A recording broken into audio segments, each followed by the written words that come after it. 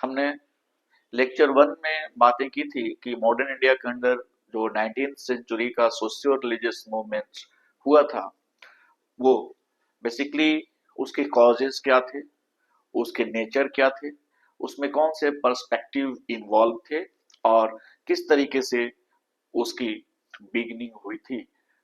Basically उसके causes क्या थे, और हमने देखा था उसकी बिगनिंग बंगाल के क्षेत्र में, जहां राजा राम मोहन रॉय और कई रिफॉर्मर्स, जिन्होंने महत्वपूर्ण सामाजिक और धार्मिक मुद्दे पर ध्यान आकृष्ट किया था और उसके लिए काम किया था।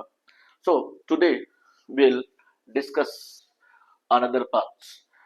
इसमें एक one of the very important associates of Raja Ram Mohan Roy Brahmo Samaj was Henry Vivian Derozio.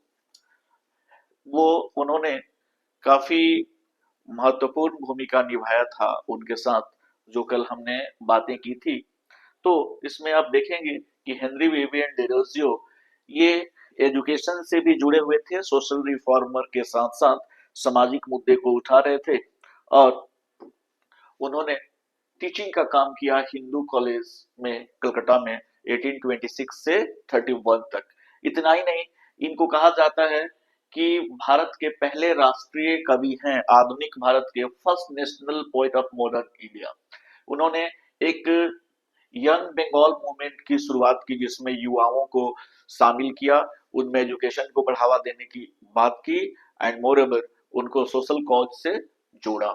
इन्होंने फ्रेंच रिवॉल्यूशन में जो समानता स्वतंत्रता की बात जो की गई थी, भाईचारे की बात की गई थी, यानी लिबर्टी फ्रेटर्निटी एंड इक्वलिटी, उस मोमेंट से ये प्रभावित थे और उसी इसी तरह से समाज का विकास करना चाहते थे।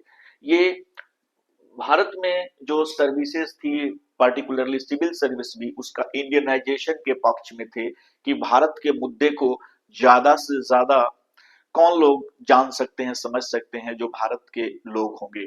तो भारत के युवाओं को ऐसे नौकरी में लाने का मुद्दा उन्होंने उठाया था। उन्होंने महिलाओं के लिए भी महत्वपूर्ण मुद्दा उठाया। महिलाओं को क्या मिलनी चाहिए? आजादी मिलनी चाहिए, यानी उनको जो बहुत सारी बाध्यताएं हैं, घर के चार दीवारी में बंद होना, धार्मिक रूप से उनको अलग रखना, ये इन सारी चीज की इन बाधाओं को दूर करने का प्रयास किया। उन्होंने बल दिया कि महिलाओं को स्वतंत्रता मिलनी चाहिए, मुक्ति मिलनी चाहिए, और वेस्टर्न एजुकेशन को भी उन्होंने प्रमोट किया। उन्होंने कहा कि जो किसान है, मजदूर है, किसान है, यानी किसानों का जो टीनेंट्स का जो राइट है, किसानों का जो राइट्स है, उसको भी क्या किया जाना चाहिए, उसको प्रमोट करने की बात। किसानों को सिक्योरिटी मिलना चाहिए, उसको उनकी सुरक्षा होनी चाहिए। ठीक है, तो किस चीजों से सुरक्षा? उनका शोषण से सुरक्षा, बहुत ज्यादा लैंड रेवेन्यू से सुरक्षा। तो इस तरह की बातें की गई। हालांकि बहुत अर्ली, बहुत जल्दी उनका डेथ हो जाता है, 1831 में ही कोलेरा से इनकी मृत्यु हो जाती है। जिस तरह से आप जानते हैं कि बहुत कम आयु में राजा राम मोहन रॉय की भी मृत्यु हो गई थी, इनकी भी डेथ अर्ली हो जाती है। ठीक है, तो ये है हेनरी विवियन डेरेजियो। इनको याद रखिएगा, राजा राम मोहन रॉय के एक एसोसिएट्स थे, और मोर ओवर इन्होंने उन सारे मुद्दे पर समाज, महिला, समाज की सुरक्षा, समाज में महिलाओं की आजादी, एजुकेशन, मॉडर्न एजुकेशन को लाने की बात, युवाओं को आगे प्रमोट करने की बात की। इसके अलावा एक और बंगाल से ही बहुत बड़े रिफॉर्मर हैं, ईश्वर चंद्र विद्यासागर, जो सोशियो रिलीजियस मूवमेंट से जुड़े हुए हैं। इनको कहा जाता है बहुत महान मानवतावादी थे। ही वॉज ग्रेट ह्यूमनिस्ट और 19th सेंचुरी का। उन्होंने लैंग्वेज पर काम किया, एजुकेशन पर काम किया, बंगला भाषा के लिए एक अल्फाबेट, नया अल्फाबेट तैयार किया।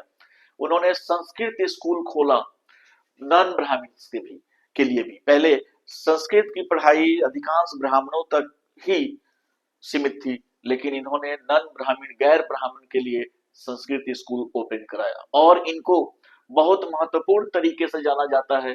वो एक बहुत बड़े व्यक्ति थे, जिन्होंने लड़कियों के लिए 25 स्कूल खोले थे। 25 गर्ल्स स्कूल उन्होंने खोला था। इनके नाम ये रिकॉर्ड है, इंस्ट्रूमेंटल है ये। इसी तरह से उन्होंने एक प्रोग्राम को बहुत ही प्रमोट किया, विडो रीमैरिज। इतना ज्यादा इसको आगे बढ़ाया, एक सोशल मूवमेंट बनाने का प्रयास किया कि आगे जाकर लॉर्ड डलहौजी ने ये बिल पास किया और केनिंग बिल रखा, और फाइनली ये एक्ट बन गया, कानून बन गया लॉर्ड केनिंग के समय 1856 में। तो इसी तरह से इन्हीं के प्रयास से पहली बार कलकत्ता में विडो रीमैरिज एक्ट 1856 जो पास हुआ था, इस एक्ट के तहत पहला marriage, first first marriage under act happen Calcutta. Calcutta में इसके तहत, कलकत्ता में पहली शादी कलकत्ता में इस कानून के तहत की गई। तो इस तरीके से याद रखिएगा कि इस कानून के तहत, यानी 1856 में जो विडो रीमैरिज एक्ट पास हुआ, इसके तहत कलकत्ता में फर्स्ट मैरिज हुआ। फर्स्ट मैरिज कहां पर? कलकत्ता में हुआ था इसके तहत। तो याद रखिएगा कि इस तरीके से इनका बहुत योगदान था। ठीक है, अब आगे बढ़ते हैं। वेस्टर्न इंडिया में सोशल रिफॉर्म्स भी हुआ। बंगाल से बाहर वेस्टर्न इंडिया में भी सोशल रिफॉर्म चल रहे थे, समाज और धर्म में सुधार की बात की जा रही थी। वहां पर महादेव गोविंद रानाडे को, ठीक है, एमजी रानाडे को कहा जाता है father of cultural reforms of western India. ठीक है, उनको वेस्टर्न इंडिया के जो है सांस्कृतिक जागरण के जनक के रूप में जाना जाता है। इनके दो दो एसोसिएट्स थे, डीके कर्वे और विष्णु शास्त्री चिपुलंकर थे। और याद रखिएगा ये दोनों मिलकर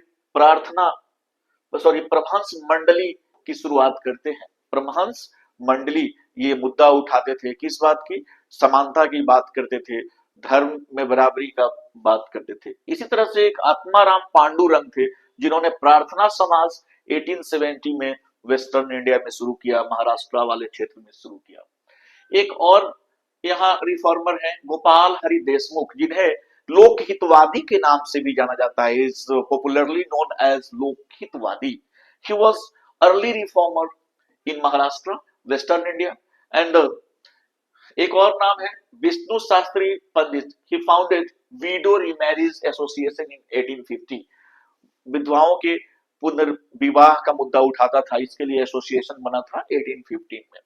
इसी तरह से एक और बहुत ही फेमस व्यक्ति है जो अक्सर एपीपीएससी या यूपीएससी के एग्जाम प्रीलिम्स में ये पूछा जाता है, ज्योतिबा फुले का नाम।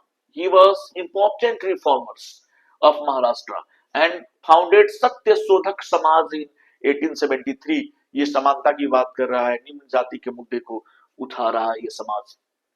इन्होंने एक किताब लिखा, ही रोट बुक गुलामगिरी। उन्होंने एक किताब लिखा गुलामगिरी। और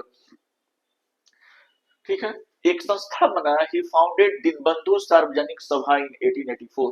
एक और संस्था बनाते हैं। एंड उन्होंने पूना में बालिका विद्यालय 1858 में बनाया था, गर्ल्स एजुकेशन को प्रमोट करने के लिए। ही फाउंडेड पूना बालिका विद्यालय। इसी तरह से अगरकर ने दक्कन एजुकेशन सोसाइटी भी बनाया था 1884 में। तो इस तरीके से आप देखेंगे कि हमने हेनरी विवियन डेरेजियो की बात की, ईश्वर चंद्र विद्यासागर की बात की, फिर वेस्टर्न इंडिया के जो कुछ रिफॉर्मर्स थे इनकी बात की। तो इन सभी को ध्यान से आप समझिए, पढ़िए, प्रीवियस ईयर क्वेश्चन देखिएगा। यहाँ से आपको दिखेंगे कि इस तरह के ट्रेंड हैं कि इन सारे एरिया से क्वेश्चन जरूर पूछे जाते हैं। तो फिर हम अगले पार्ट में बात करेंगे सोशियो रिलीजियस मूवमेंट का कुछ और बात। Thank you.